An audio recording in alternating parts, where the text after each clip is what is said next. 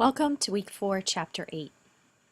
In Chapter 8, we'll discuss DNA structure, DNA replication, chromosome structure, a little bit about sexual reproduction, and cloning. So let's get started. On this slide, we can see an image of Tracker. And Tracker was a police dog who was cloned. On the left, we can see Tracker and her trainer, Owner. And on the right, we can see Tracker and the 4 puppies that are a result of cloning of Tracker. So let's see how this process occurs. But before we do that, let's look at the all-important material that needs to be cloned, DNA. DNA is organized or packaged into what are called chromosomes. And in the chromosome, you don't only have the DNA, you also have proteins that keep the DNA highly organized.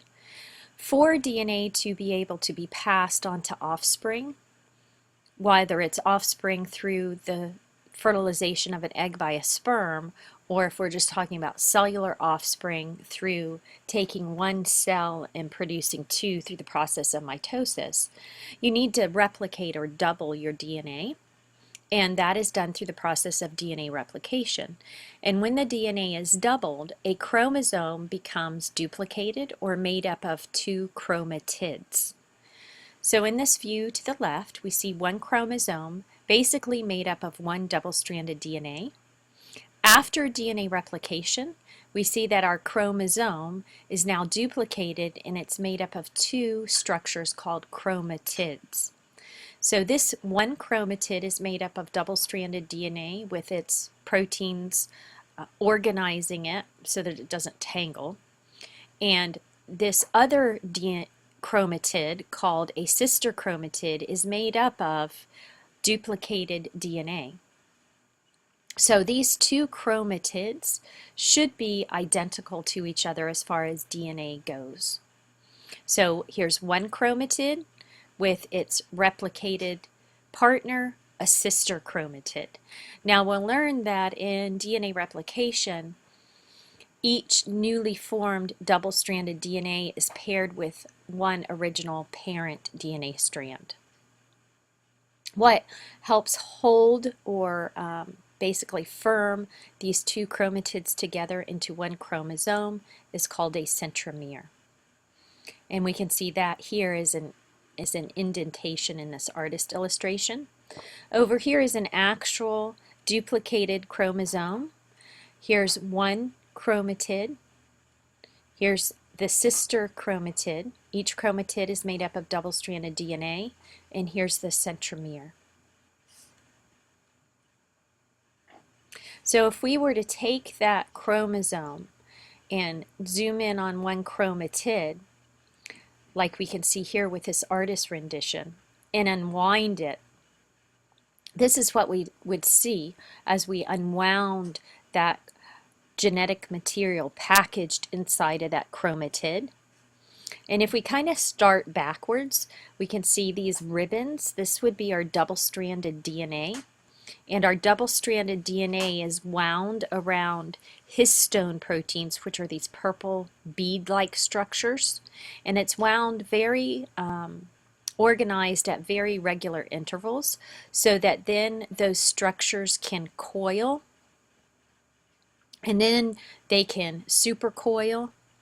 And then they can even coil back on each other more to form this tightly packed, condensed genetic material contained within a chromatid. And then, of course, chromatids join at centromeres, forming a chromosome, which are packaged within the nucleus. This is an example of what's called a karyotype. And a karyotype is a photographic representation of the actual chromosomes within an individual. And chromosomes have specific centromere locations, therefore they have specific arm lengths, and they have specific banding patterns. And from that, scientists can organize them into the 23 pairs of chromosomes Notice here the 23rd pair are two X chromosomes, so this is a karyotype of a female. Notice each pairing of chromosomes has very distinct sizes, shapes, centromere locations, and banding patterns. So how is an individual basically produced through a sperm and an egg is of course through fertilization. But how do we get that information into the gametes and then into the organism? So if we look here, we have in the upper left a representation of a diploid cell of a female.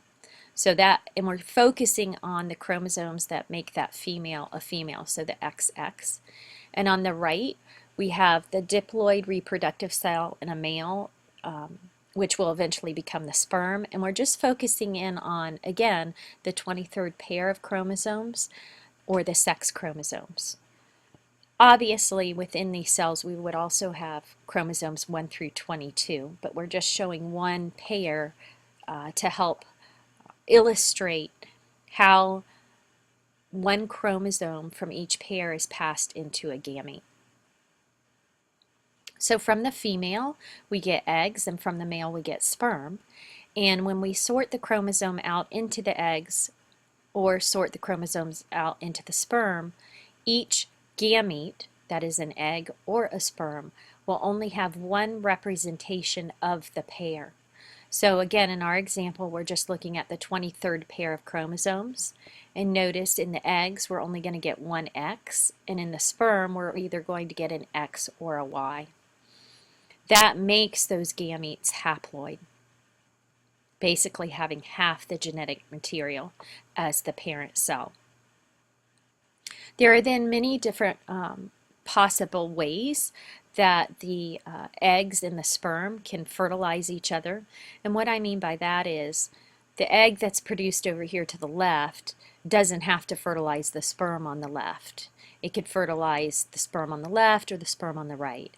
And this egg over here on the right could fertilize the sperm on the left or the sperm on the right.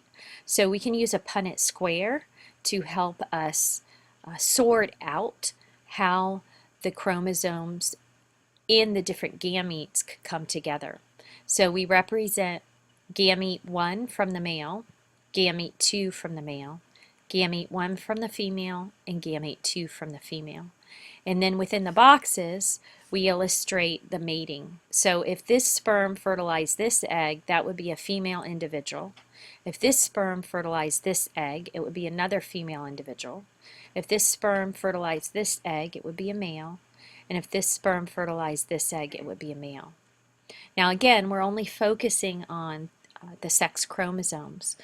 Chromosomes 1 through 22 would of course also be involved in each of the gametes, both in an egg and in a sperm. So this is just to give you some idea of, you start with a cell that's destined to become a gamete. That cell is diploid because it contains the full genetic material. We form gametes, in this case sperm, in this case eggs, and each egg or each sperm only has half the genetic material, so they are termed haploid. And then through sexual reproduction, fertilization occurs where one sperm fertilizes one egg.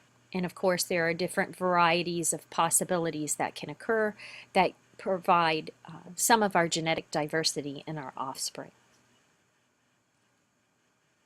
So what makes DNA up? If you recall back at one of our previous presentations, we talked about nucleic acids and nucleic acid structure. And nucleic acids are made up of nucleotides. And a nucleotide is composed of a nitrogenous base. Those are represented in blue.